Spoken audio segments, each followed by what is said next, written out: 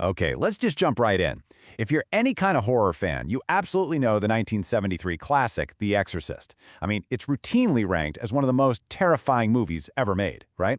So far ahead of its time that it still makes people shudder today.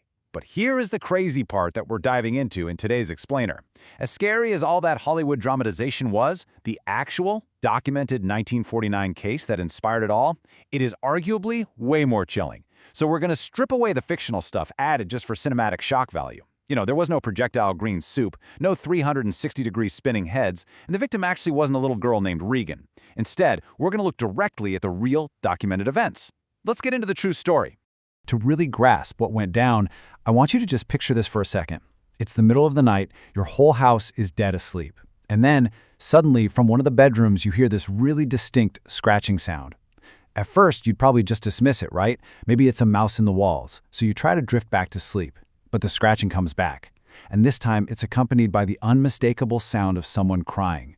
You rush upstairs to check it out, and you find your own child scratching at the floorboards, just weeping. You ask, "What are you doing? Why are you crying?" And your child looks right up at you and says, "I'm not doing this. Someone else is making me do it."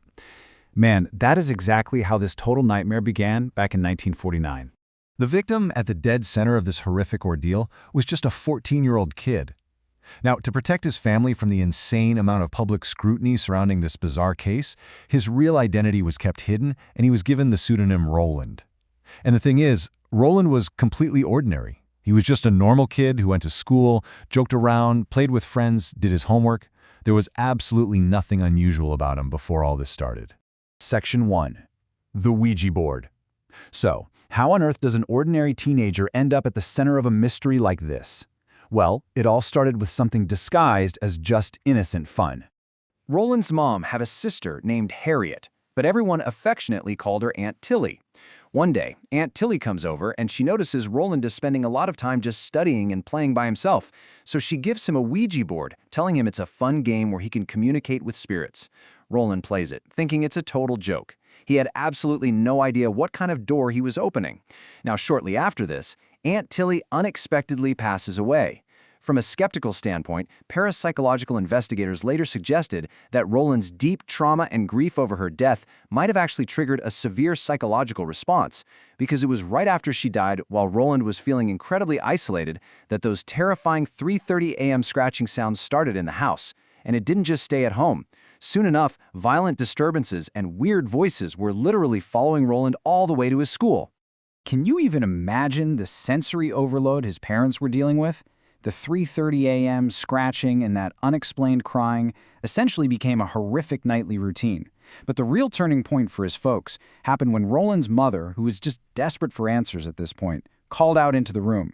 She said, "If this is you, Tilly, knock 3 times on the door."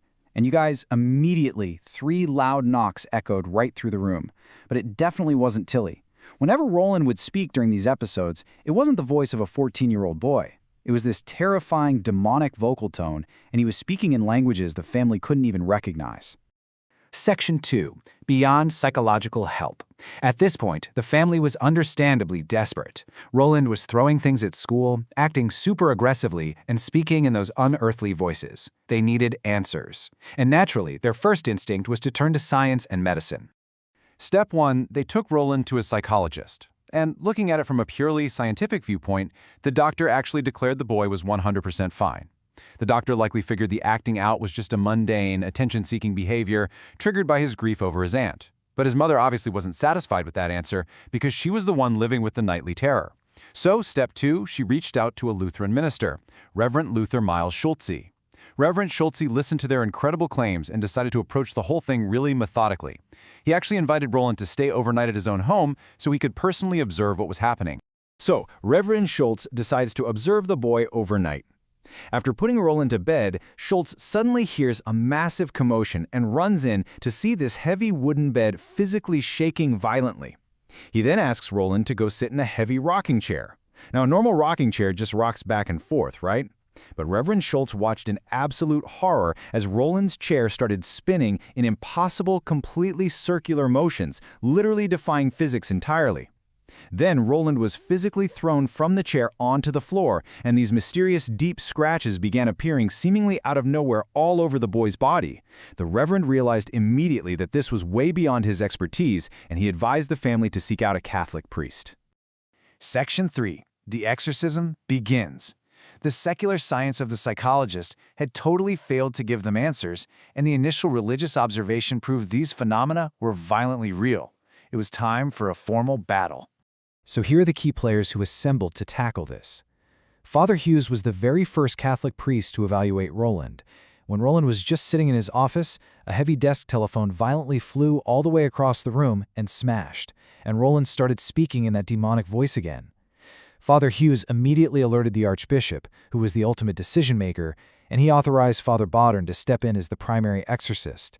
But take a look at the fourth name on this list, Professor Bubb. He was a scientist explicitly brought in to document these events objectively.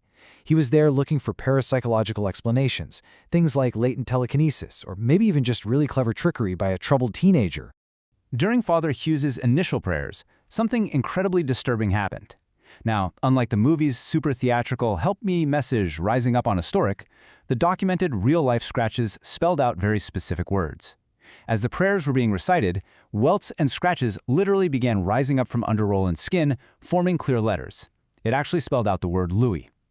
The family immediately took this as a direct sign or message from the entity, so they packed up everything and fled to stay with relatives in St. Louis, Missouri. Once they were set up in St. Louis, Father Bodern began reciting the Roman rituals.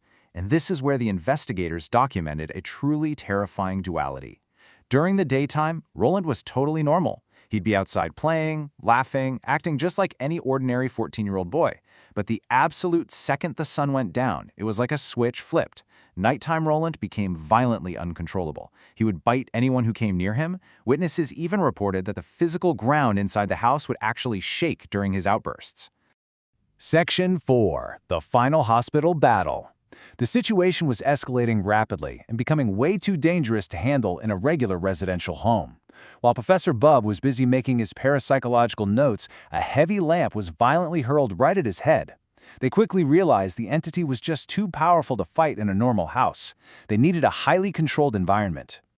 So they moved Roland to a psychiatric ward in a Catholic-run hospital, and the climax of this true story is just unbelievably intense. During the hospital rituals, Roland actually began to physically levitate off his hospital bed. The priests, armed with holy water, presented a statue of St. Michael. Now, St. Michael is known in theology as the ultimate spiritual warrior who defeats demons. The exact moment Roland's eyes locked onto that statue, he began foaming at the mouth. His skin color changed completely, and his body twisted into impossible positions. And then, a totally new voice erupted from Roland. It was this massive, booming voice that the priests later described as sounding like St. Michael himself, directly commanding the entity to leave. The priests quickly bound Roland in purple cloth and drenched him in holy water. And then suddenly, Roland dropped heavily back down onto the mattress.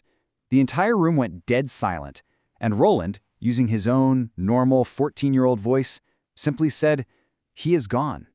And get this, at that exact moment, a shadowy figure matching the description of St. Michael was reportedly seen at a nearby church. The battle was finally over. Section 5. A shocking conclusion. Afterward, the priests literally locked their ritual books and that statue of St. Michael away in that hospital ward, and the Catholic Church kept the true details of this exorcism incredibly secret for decades.